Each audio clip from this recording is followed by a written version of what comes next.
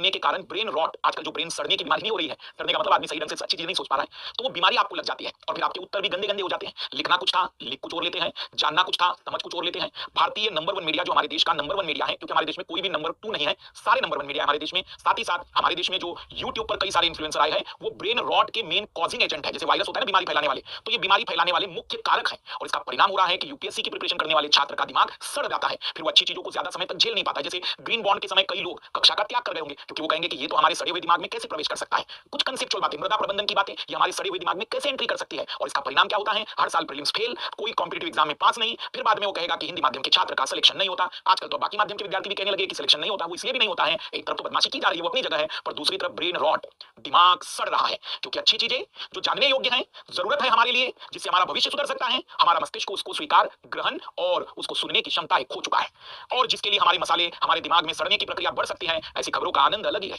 फिर वह बांग्लादेश की खबर हो, हिंदू मुस्लिम पर होने वाला डिबेट हो, या फिर हमारे देश में खुदाई खिदमतगार वाले जो लोग हैं उनकी बातचीत हो, वे तैयार हैं आपके मस्तिष्क को सड़ाने के लिए। बाकी आप समझदार हैं, मुझे यकीन है कि आप मेरे इशारों को समझ गए होंगे।